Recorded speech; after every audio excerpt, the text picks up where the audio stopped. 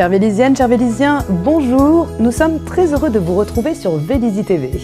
Nous sommes le vendredi 27 octobre et tout de suite, voici les titres de votre journal. Retour tout d'abord sur l'opération Forêt propre de la semaine dernière. Une petite surprise ensuite avec l'organisation d'un flash mob par des Vélisiens. Et nous terminerons par le programme de novembre de l'Onde Théâtre Centre d'Art. Vendredi dernier au matin, 200 écoliers vélisiens ont arpenté de long en large la forêt domaniale de Meudon. L'objectif pour ces établissements Fronval, Rabourdin, Exelmans et Mermoz était tout simplement de nettoyer la forêt de ses déchets. Et pour cet ouvrage, les élèves ont mis beaucoup de cœur et de pugnacité.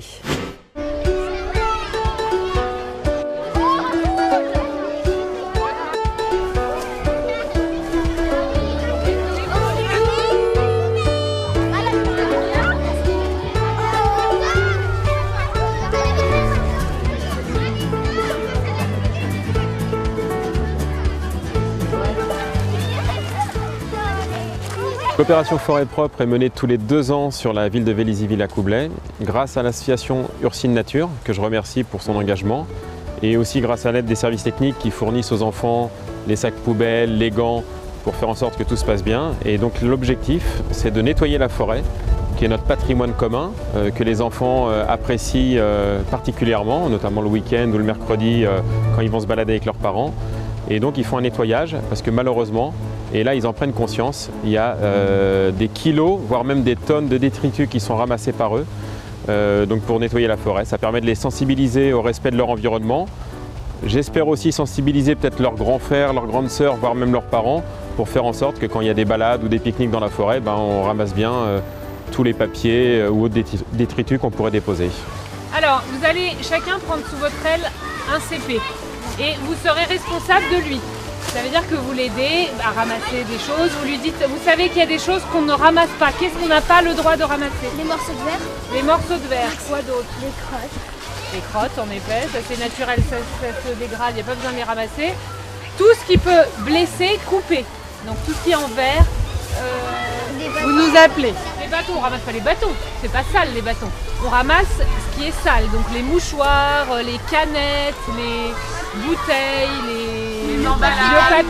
le papier d'aluminium, les gens qui ont laissé leurs affaires sales de pique-nique, on ramasse.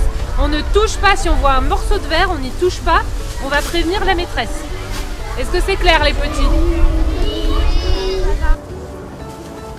On ramasse les déchets. Et comment ça se passe pour l'instant? On en trouve un petit peu. Ouais. L'intérieur est assez propre, donc c'est satisfaisant. Oui, c'est surtout là où il y a du passage. La forêt est très propre, donc c'est très positif, c'est-à-dire que chaque année on ramasse et de moins en moins. C'est la preuve que tout ce qu'on fait ça porte ses fruits.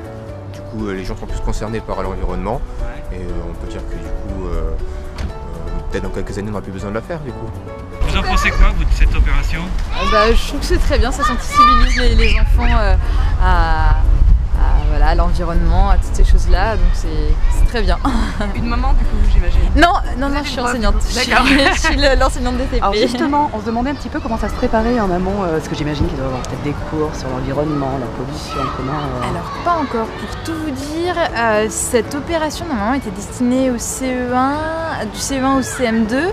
Nous on pensait pas y participer et puis finalement le directeur nous a conviés aussi, donc en fait on l'a pas préparé. D'accord. Mais du coup ils sont bien sensibilisés. On en a parlé avant, avant hier et puis ce matin avant de partir. Donc voilà. Et même aussi petits quand même ils comprennent le message? Ah oui bien sûr. Bien sûr. Bon, ils ont quand même 6 ans, certains bientôt 7. Donc oui ils savent tout à fait ce que c'est qu'un déchet, ce que c'est qu'un détritus. Voilà, qu'il ne faut pas jeter n'importe où et puis là ils sont très contents parce que oui, sortis en forêt. Bon alors, qu'est-ce que vous m'avez trouvé là? On a trouvé un bouteille en verre, on a trouvé des prises, on a trouvé des canettes, des cartons, des bouts de carton, Nike, des papiers, du plastique. Et aussi ici là, on a trouvé c'est pas une arbalète. Elles disent que c'est une arbalète, mais c'est pas une arbalète. D'accord. On va aller la chercher. Souvenez-vous, il y a quelques années, c'était la grande mode des flash mobs. Petit rappel pour les non-initiés, un flash mob est un rassemblement de personnes ayant convenu d'une action surprise dans un lieu public. Ils réalisent leur opération et se dispersent directement ensuite. Nous avons assisté samedi dernier à celui organisé par une cinquantaine de Vélisiens au centre commercial Parly 2. C'était dans la plus grande discrétion que plusieurs danseurs vélisiens, apprentis et confirmés, préparaient depuis juin ce qu'ils ont nommé leur Happy Flash, un flash mob en 2 temps et en 2 lieux sur la chanson Happy de Pharrell Williams, organisé au centre commercial du Chesnay Parly 2. L'idée est venue tout simplement parce qu'on fait des petites danses en ligne et puis certains ont émis l'idée de se dire tiens, on pourrait faire sous forme de flash mob. Alors ça a mûri, ça demande beaucoup de temps, beaucoup de préparation parce qu'on ne veut pas faire ça sauvagement. Et donc avec l'aide de Patrick, qui est conseiller municipal au Chesnay, il nous a permis d'avoir finalement les connaissances nécessaires et le travail en amont pour l'organiser. Donc aujourd'hui c'est un grand secret, si ce n'est les participants, pour faire une flash mob, donc ici à Parly 2. Voilà. En fait, moi je m'occupe de beaucoup d'activités sur la ville du Chesnay. Il y avait le projet de Marc de faire un flash mob. On avait déjà fait un flash mob, moi c'était quelque chose qui m'emballait aussi. Et le tout c'était de reprendre contact. Et moi j'avais déjà des contacts avec d'une part le responsable directeur de Decathlon et la responsable de la communication du centre commercial. Et puis on a monté le projet petit à petit en disant bon voilà, qu'est-ce qu'il serait bien de faire. On en a parlé aux gens et puis tout le monde a adhéré pour arriver aujourd'hui à ce qu'on va voir et découvrir. Toutes les personnes qui vont participer aujourd'hui sont-elles du club vélisien Eldora Danse ? Pas tous. Non, il y a quelques personnes en fait qui sont arrivées parce que justement ils avaient des amis qui étaient danseurs et ça fait partie d'un petit moment d'excitation, de travail ensemble et de danse quand même. Donc non, il n'y a pas que des gens d'Eldora Danse, mais la majorité oui. Oui, je me doute. Non, je dirais même que des amis sont venus alors qu'ils ne sont pas du tout danseurs et ils ont apprécié. Donc il y a eu un travail en amont, une vidéo tuto, ça leur a permis de travailler chez eux et il y a eu après une répétition générale ou plusieurs répétitions générales pour caler les petites choses, donc tout le monde est excité. Un travail en amont important. Oui, j'allais. Mais là, le jour, ça y est, nous y sommes et c'est un petit peu d'excitation en fait pour nous et puis pour les participants. Donc voilà, on croise les doigts, ça va. Il faut que ça se roule, c'est tellement un moment tellement fort, tellement précis. C'est comme un coup de feu dans un restaurant. En plus, nous, ça dure 4 minutes. 4 minutes, il faut que on ait mis en place toute l'infrastructure, qu'on lance ça, et puis qu'à la fin, on ferme tout. Il faut que ça disparaisse aussi vite que c'est apparu pour que ça garde l'effet de surprise, l'effet un peu punchy.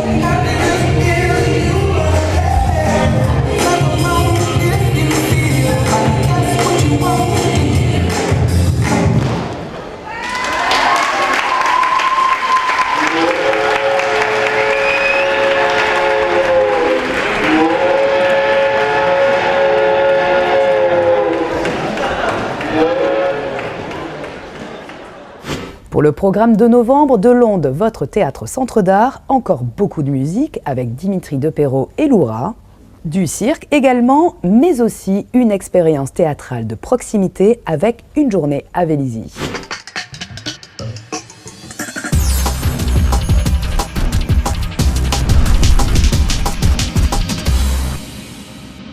Bienvenue à l'Onde Théâtre et Centre d'Art pour un automne tout en spectacle. Musique de l'artiste suisse Dimitri Depeyro, les 7 et 8 novembre, est une invitation à découvrir les coulisses d'un spectacle.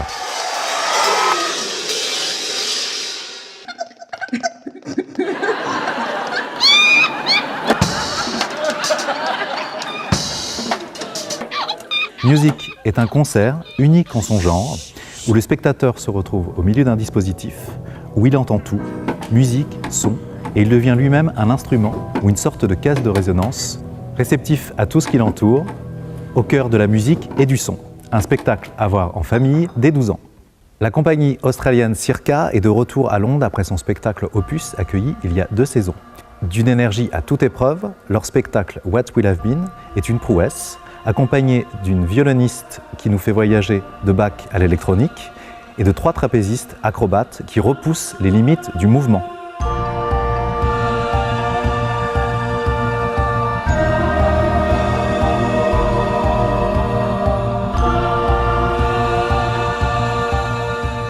Cette nouvelle création, tout en poésie, nous permet de découvrir l'amour passionnel de cette compagnie pour la rencontre entre la musique classique et le cirque contemporain, à découvrir les 14 et 15 novembre.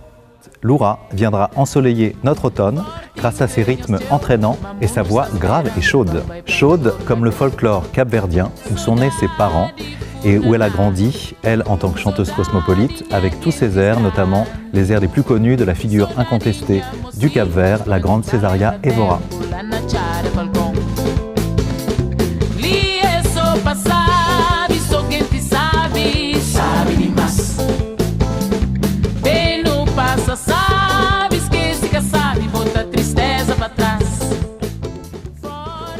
Après J'habite à Vélizy, l'Onde vous propose de participer à une aventure théâtrale à destination des habitants. Et ceci afin de rassembler tous ces petits moments qui font la vie vélizienne, avant de devenir un spectacle mis en scène par la comédienne Catherine Laine. Si vous voulez participer à cette aventure unique, ouverte à tous et sans niveau requis, rendez-vous le mercredi 15 novembre à 19h30 pour une présentation détaillée. Venez vous réchauffer au cœur de l'automne avec tous ces beaux moments à passer ensemble. Au revoir.